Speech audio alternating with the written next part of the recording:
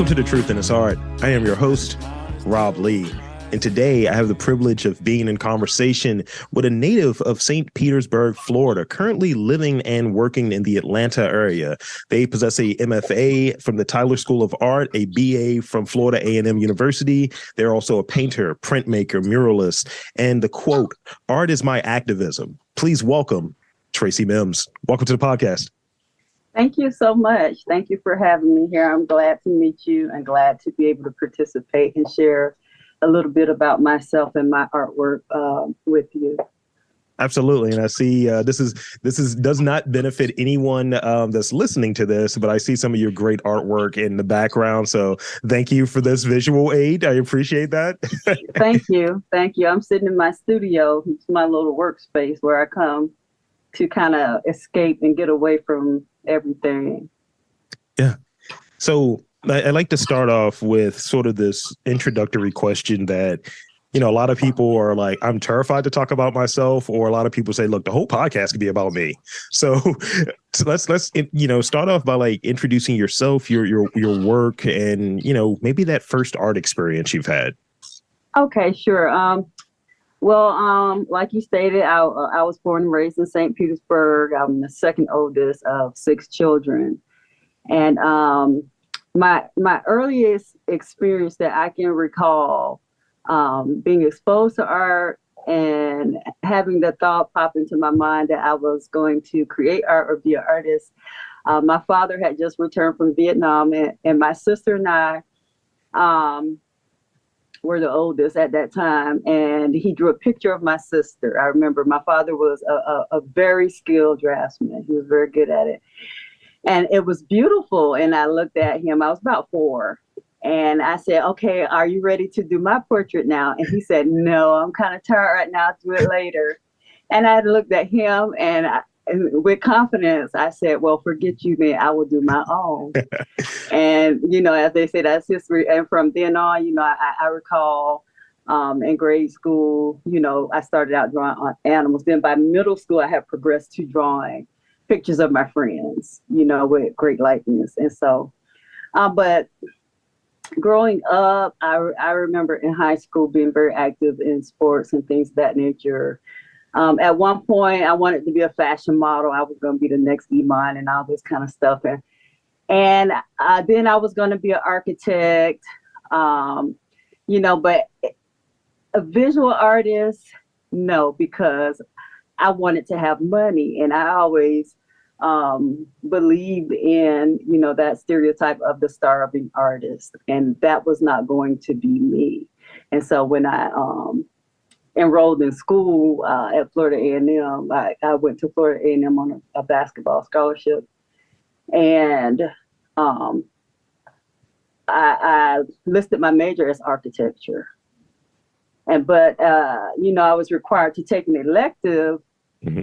And so I took a drawing class as an elective, and my drawing teacher, Ken Polana, looked at my drawing and he said, what's your major? And I told him it was architecture. And he said, oh, you're an artist. And I said, oh, yeah, like that. But I didn't think about it until, I kept, taking the drawing class. When I got around junior year, when it was time to apply to upper division, in architecture, and I was in this class called Calculus for Architects. Mm-hmm. And, that class broke me. It really broke me. And so I changed my major at that time. And then, I became a full-time art major after that point. Thank you. Thank you for walking us through some of those early points and ultimately how you got into art. Yeah, I had one of those things when I was a kid. I wanted to be a comic book artist and, always drawing, always like, all right, I'm going to draw the X-Men this time and I'm going to draw these people and I'm going to make my own comic book. And I just remember, and I've told this story a few times before where, I was a smart kid and I would like know that I could kind of like go halfway and get a B. And it would give me half enough. It would give me like 20 minutes of unbothered drawing time. Right. And I started getting into so much trouble. And it was just like, I think your son is just, he can't focus. It's like, no, he's focused on drawing. That's what it is. Right. Right. And eventually you get the starving artist thing, and you're not going to go anywhere with it. And these are the things that we're told. And I think ultimately you don't sell off that sort of part, that sort of interest you might have. You come back to it. It might be in a different way. And, even in some of those other interests you touched on, architecture, modeling, or what have you, there's an awfulness that's there connected to those. So I think there was a bit of destiny that was there. You were just around it. Yeah. It's like a calling. Yeah. Yeah. So absolutely. So I've read that your art addresses subjects related to the Black identity through the use of symbolic imagery, cultural allegory, and social realism. What is there like a theme within that sort of larger story that you often return to? I would say perception, for one, because I've been in situations personally. Some of it comes from personal experience, what's going on in society. And I think a lot of the things that Black people deal with is in a lot of ways related to perception. How people see us, how they think we are, not seeing our humanity, seeing as something other. Yeah. And so a lot of my work addresses, those type situations. I find myself going back to that, even when I'm not trying to, sometimes I just want to do something that's just, so spiritually beautiful, and things of that nature. But my conscience won't let me, it takes me back to that place. And a lot of it also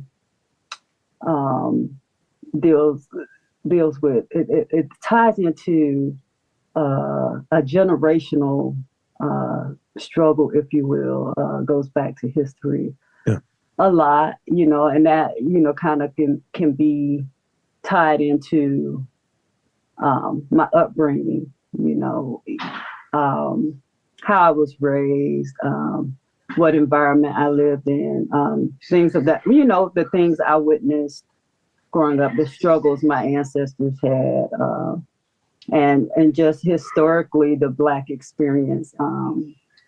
I would say not only here, but all over the world, really. Yeah. That makes sense. That makes sense to me. So as we kind of talk about the themes that go into the work, we want to talk about the process a little bit. So could you walk us through, what your process is? Like, how do you decide on a specific concept or an idea within your work? And I know you said you were kind of like pulled back at times, like I'm coming back to it. So tell me how like that process works from like conception to completion. Okay. So I'm a thinker. I'm a dreamer. So a lot of it just comes from things I'm thinking about. I write everything down. I'm meticulous about that, even though I'm unorganized in it. I keep about 7 sketchbooks. Yeah. There's always a sketchbook somewhere in my room, my car, kitchen table, my studio. I have about 7 sketchbooks, and I write everything down. So I might hear something. I might have a deja vu about something. I might hear a song, and I see images. Yeah. Something might be going on socially. I see images, and I'll write those things down. I might hear a poem or a rap song or something, and I'm going to write that down and come back to it later. A lot of times I have titles before I have images. So I kind of work vice versa. Sometimes it's an image. I might see something when I'm out in public. I might take a picture of something or someone, or there's that phrase or that statement, that word, that song. There's something that sticks out to me, and I'm going to write it down, and I'm going to come back to it later, or it might be an event. I'm going to research it. That's just how I am. I really think about what I'm doing, before I complete it. I like that. I think hearing about how one goes through their process, and, on occasions I'll talk with different artists and they'll talk about like, I listen to interviews from chefs for sake of argument, somebody that does it very Yeah. different, right? And it's like I take something from that process that helps them in their like their way of thinking or the thinking that goes into their work. I am looking at a painting that I did maybe 6 years ago that's in my studio, and I know exactly what I was doing at the time. I was listening to a Tribe Called Quest song because the colors Right. are very much that. Or this other painting that I had that was about my brother, and it's literally right, that was that time. It sets that stage. It's a time capsule. Right. Are there any specific techniques or methods that you use within your like artistic process? Like in, like I'm doing this and I may do it very differently than other podcasters or what have you. So within your process, what sort of unique techniques or methods do you utilize? Well, it depends on what I'm doing. In my painting, I'm kind of very meticulous, regardless of what I'm doing. My drawing right now, I'm doing a lot of charcoal drawing where I cover the whole sheet. It's just black when I start, and then I just kind of rub away the layers or sand it away, and then make it a very smooth velvety tone, and then I start putting my drawing on. And so most people draw additive first, like they're going to add lines, then they're going to add. I do subtractive. So I start with a whole black surface, and then I take my eraser and I take the light out. I map out the light, and then I develop the form that way. So kind of in reverse. As far as painting goes, I'm very not so much traditional in subject matter, but traditional in execution. And so I'm one of those painters, and my students hated me for this when I was teaching. I know they did. I'm underpainting, right? Yeah. I'm going through all those steps. I'm glazing. I'm building up those layers, and until I still feel like my painting is not where I want it to be, and other people can look at your work and say, what they say, but I know, and yeah. I know what I'm capable of. And so I feel like it's still a work in process, but I'm very traditional when it comes to painting. Thank you. Thank you. I had an interview yesterday, and the artist was talking about, and I like that you kind of touched on it a little bit there. Like people could say what they want, but and that's kind of what he was saying. It's like, I'm very selfish. He's like, it's about what I want. It's about what I know when I'm doing my work. And I kind of feel the same thing when I'm doing this. Like I'm coming up as we're recording this. This is probably 500 interviews or so. And he's like, oh my God, it's so great. And so on. I was like, yeah, I could have did this question differently in this interview. I'm thinking through each one. It's like, I know I can do a better one. I know I can do the perfect interview. Right. Yeah. And so recently in the last few years, I've been doing murals.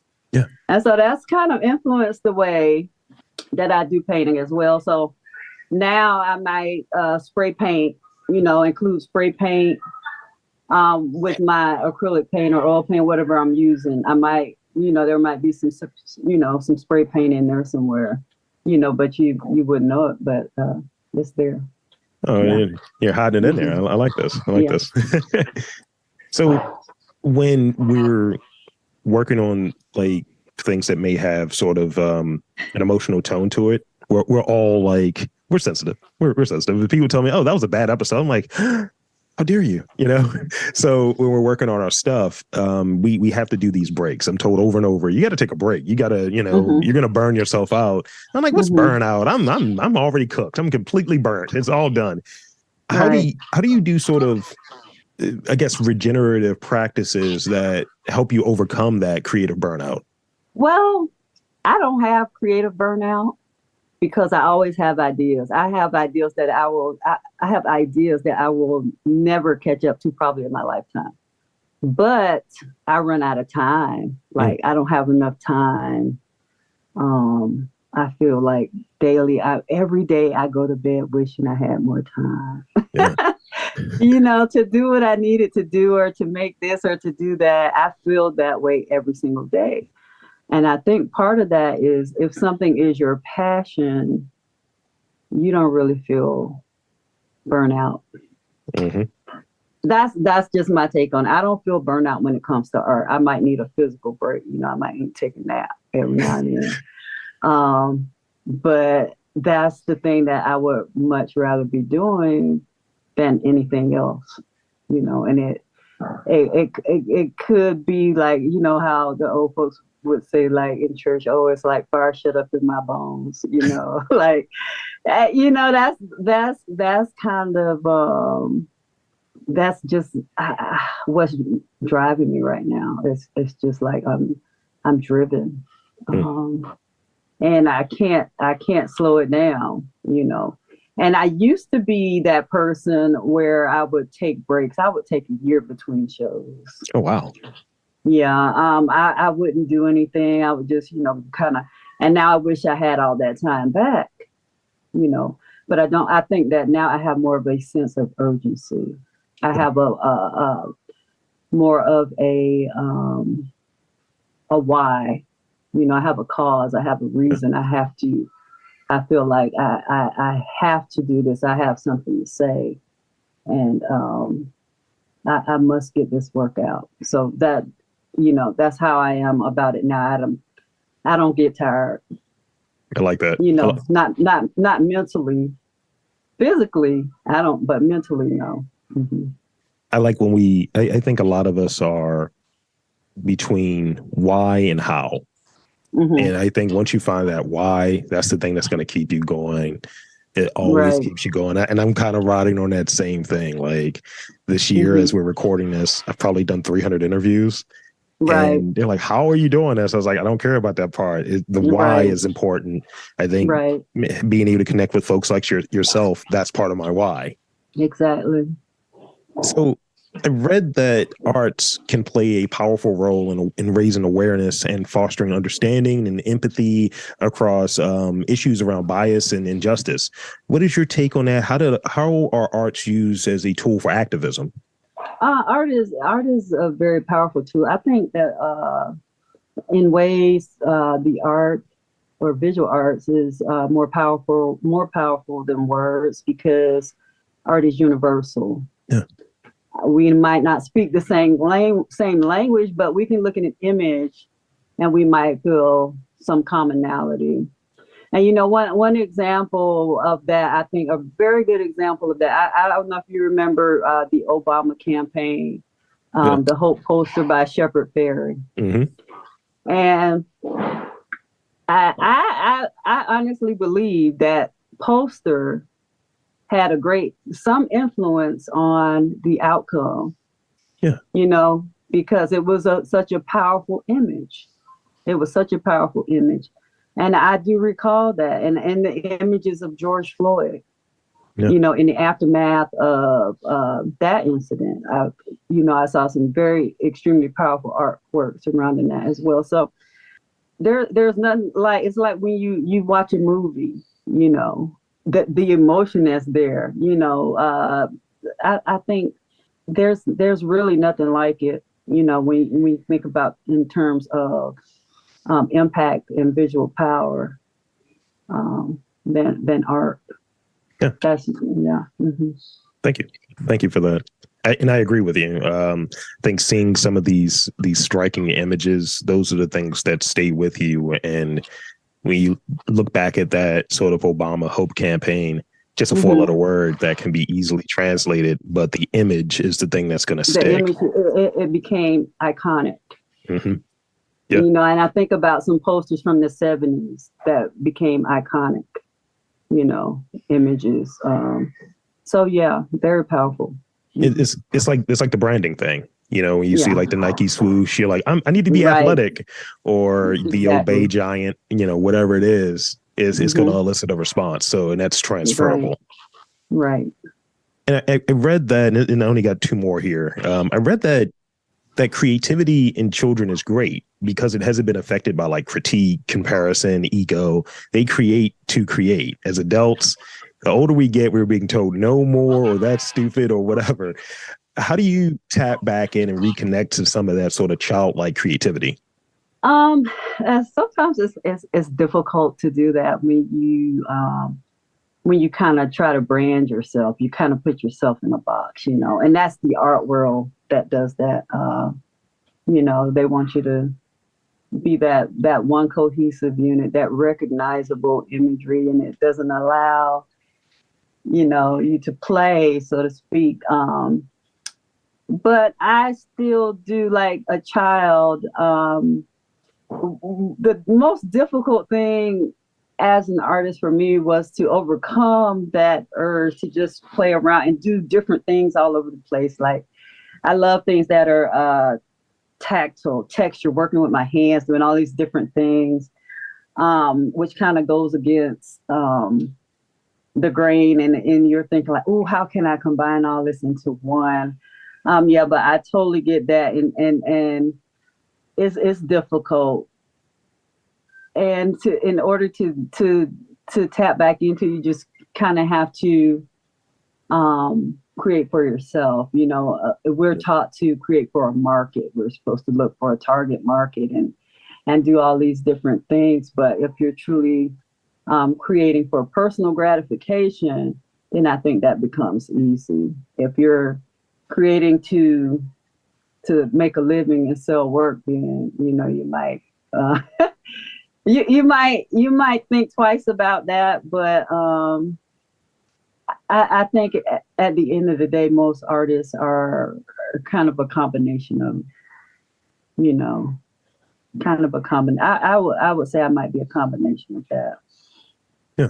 Because I kind of always rebel against, systems and people telling me what I can and can't do. Oh, we like rebels here. We like rebels. Yeah. Yeah. So this is the last one I got for you, and I think it's, it definitely connects to that previous question. So I read that comparison kills creativity. That's alliterative. Do you agree with that? How do you kind of combat, because you touched on those boxes, right? Like, this is how we're marketed. This is how we're branded. And, yes. And what are some of the other like behaviors that artists engage in that kind of hinder creativity? I think that some artists, and I see this a lot on social media, artists follow trends. I try to stay away from that. A lot of artists follow trends, just to try to get on what's popular. Yeah. I think consistency is what's important instead of following, the current trend. And it's more important to kind of be yourself and have your own voice than somebody else's voice. If like when Kehinde Wiley got really big, I noticed a lot of artists started doing work that looked, but there's already one of him, so I think artists hurt themselves by doing that. Yeah. Because that's his voice, that's not your voice. And the first thing people are going to say, if I'm the prototype, well, you're doing work like the prototype. Your work looks like, they're going to compare you to that person. Yeah. Because you set yourself up for that by doing work that looks like that. So I think those are behaviors that kill creativity because you deny yourself the opportunity to develop your own voice by channeling or following somebody else's voice.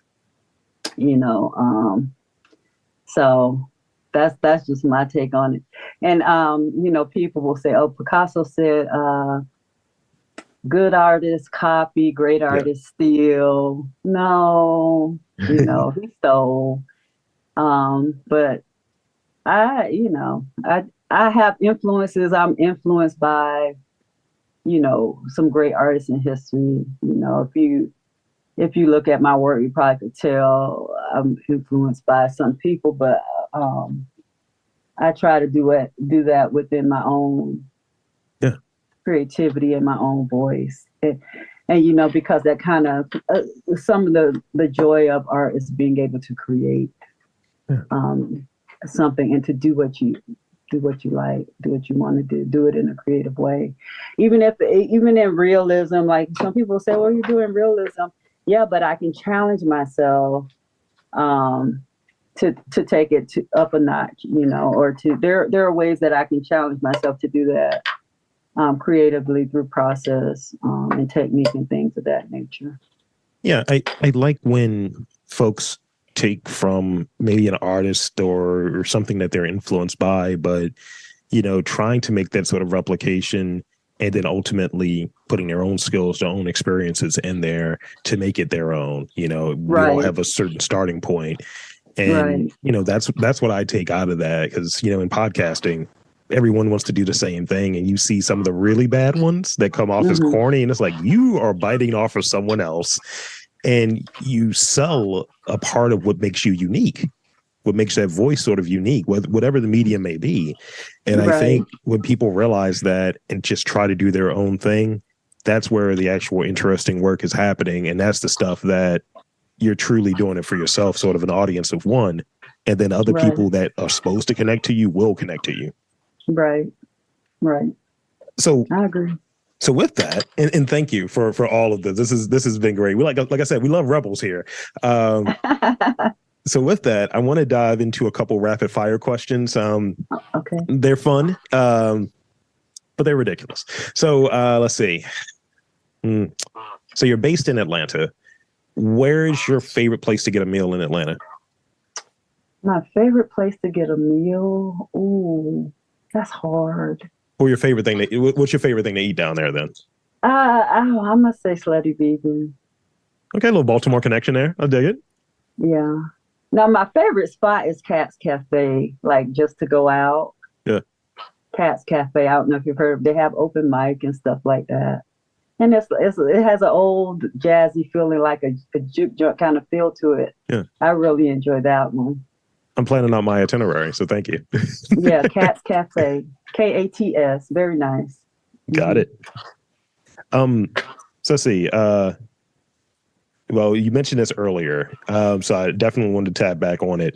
So starting tomorrow, days are now 25 hours instead of 24. What do you do with the extra hour? I'm an extra hour of painting. Of course you would. I got more work to do. I got so many ideas I got to get out. Yes, I'm so angry. Like most people want to go, like I want to go to sleep. You know, most people want to go to sleep. I don't want to go to sleep, but I have to go to sleep. Right. That's how I feel about it. What is a color? What are 3 colors that you're always using? Always using blue. I'm looking at my work. Gold and red. Okay. Red, yellow, and blue. Yeah. Yeah. So I've noticed I see a lot of like earrings and sort of iconography in your work, what have you. Mm-hmm. Do you have a favorite type of earring that you like to wear? Yes. I like to do handmade things that are, you know, unique, that might have some type of symbolism. Okay. You know, so I've seen a few pictures. I've seen a few pictures. Yeah. You may have sent me one. Right. So this is the last one. This is the last one I got for you. And this is finishing this sentence. The Black woman is God. That was a little softball for you. Yeah. Thank you. Mm-hmm. That's pretty much it for the interview. And again, I want to thank you for coming on to this podcast. And I want to invite and encourage you to tell the listeners where they can check your work out, whether it's on social media, website, what have you. The floor is yours. Okay. So on Instagram at Traci_Mims artist. You can find me on Traci Art on the internet. That's where I mainly post artwork for sale when it's available through Traci Art. On Twitter at Traci Mims. On Facebook, saying my name. I use my name on all platforms. Well, there you have it, folks. I want to again thank Traci Mims for coming on to the podcast. This has been a great conversation. And for Traci Mims, I'm Rob Lee, saying that there's art, community, culture in and around your neck of the woods. You just got to look for it.